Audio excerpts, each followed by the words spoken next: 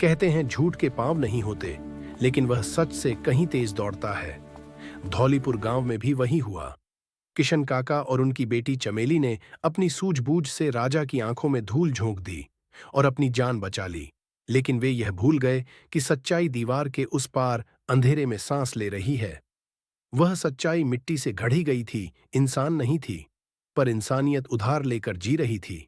और उस मिट्टी की देह पर असली हक था जंगल में रहने वाले उस आदमखोर दैत्य का। गांव में जश्न मनाया जा रहा था। राजा प्रसन्न थे। कलश को देखकर उनकी आंखों में ऐसी चमक थी मानो उन्हें अमृत मिल गया हो। झुमका नाई की चेतावनियों को अफवाह मानकर उसे दंडित कर दिया गया। वह चीखता रहा कि कोठरी में राक्षस है, लेकिन किसी ने नहीं सुना। चमेली ने चालाकी से कोठरी में पड़े मिट्टी के खिलौने बाहर गिरा दिए और राजा ने जब अंदर देखा तो वहां सिर्फ कबाड़ था। झुमका अपमानित होकर लंगड़ाता हुआ भाग गया और किशन काका ने चैन की सांस ली। लेकिन यह राहत क्षणिक थी। रात को चमेली कोठरी में खाना लेकर पहुंची। माटी एक कोने में बैठा था। उसकी आंखों में सवाल थे। उसने पूछा कि उसे बाहर क्यों नहीं जाने दिया जाता, वह खुली हवा में सांस क्यों नहीं ले सकता। चमेली ने इशारों में समझाया कि बाहर लोग उसे मार देंगे और जंगल में एक दैत्य है जो उसे ढूंढ रहा है। माटी ने अपने हाथों की ताकत दिखाने के लिए लोहे की छड़ उठाई और उसे ऐसे मोड़ दिया जैसे वह गीली मिट्टी हो। चमेली सिहर उठी। माटी के भीतर 10 हाथियों का बल था, लेकिन दिल अब भी एक बच्चे का था। तभी तेज हवा चली और एक काला उल्लू खिड़की पर आ बैठा। उसकी आवाज इंसानी थी। उसने चेतावनी दी कि अमावस्या में 4 दिन बचे हैं और शिकार तैयार रखा जाए। किशन काका टूट गए। उन्होंने रोते हुए सच बताया कि माटी को बनाने के लिए उन्होंने अपनी आत्मा का सौदा किया था। माटी समझ गया कि उसका जीवन उधार का है। उसी समय झुमका नाई बदले की आग में जलता हुआ चोरी छिपे झोपड़ी के पास आया। खिड़की से झांकते ही उसकी रूह कांप गई। उसने देखा कि माटी लोहे के संदूक को एक घूंसे में पिचका रहा है। डर के मारे वह वहीं जम गया। अंदर माटी ने चमेली से कहा कि अगर वह खुद जंगल चला जाए तो शायद दैत्य उन्हें छोड़ देगा। चमेली रोती रही, लेकिन माटी का मन बन चुका था।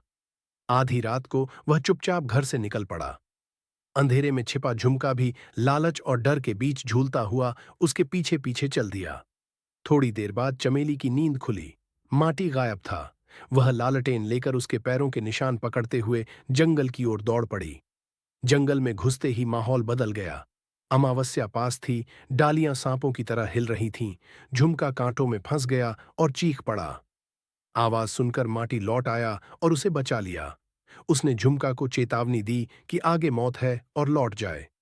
तभी चमेली वहां पहुंची और माटी से लिपट गई।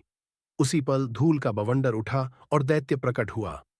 कीचड़, पत्थर और जड़ों से बना वह राक्षस गरजा कि उसका शिकार खुद चलकर आया है। माटी सीना तानकर खड़ा हो गया और बोला कि उसे ले ले, लेकिन चमेली और किशन काका को छोड़ दे। दैत्य हंसा और चमेली को पकड़ लिया। माटी मिट्टी के हाथों में जकड़ गया। उसी समय बेहोश पड़ा झुमका होश में आया। उसने कांपते हाथों से बारूद की पुड़ियां जलाई और दैत्य के पैर पर फेंक दी। धमाका छोटा था, पर असर बड़ा। दैत्य की पकड़ ढीली हुई और तीनों भाग निकले। दैत्य दहाड़ता रहा कि अमावस्या की रात सब कुछ उसका होगा। एक गुफा में छिपकर माटी ने कहा कि कल उसकी शक्ति 100 गुना हो जाएगी। चमेली ने मिट्टी पर लिखा कि मिट्टी को सिर्फ आग हरा सकती है। योजना साफ थी। एक भट्टी, एक अग्निकुंड, एक आखिरी लड़ाई। अमावस्या की रात गांव का मैदान भट्टी में बदल दिया गया। लकड़ियां, तेल और बारूद जमा किया गया। दैत्य आया, 20 फुट ऊंचा, आंखों में अंगारे। तीर तलवार बेकार थीं। वह कीचड़ था, कटता नहीं था। माटी ने उसे ललकारा और वह लकड़ियों के घेरे में घुस आया। आग लगा दी गई।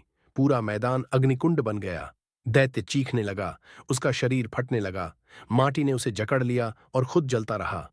उसने कहा कि आज दोनों पकेंगे। आग में अशुद्ध मिट्टी टूट गई, लेकिन माटी तपता रहा। एक जोरदार धमाका हुआ। सुबह धुआं छंटा। राख के बीच एक मूरत खड़ी थी। माटी, अब पकी हुई मिट्टी का बना, अडिग। चमेली उससे लिपट गई। उसके आंसू मूरत पर गिरे। बिजली कड़की और बरसों बाद बारिश हुई। माटी ने सांस ली और बोला कि अब वह कभी नहीं टूटेगा। उसी क्षण चमेली के मुंह से पहला शब्द निकला, माटी। दैत्य मर चुका था, अकाल खत्म हो चुका था। मिट्टी आग में तपकर अमर हो चुकी थी और धौलीपुर ने सीख लिया था कि कच्ची मिट्टी टूटती है, लेकिन जो आग में तप जाए वही सच में जीवित रहती है।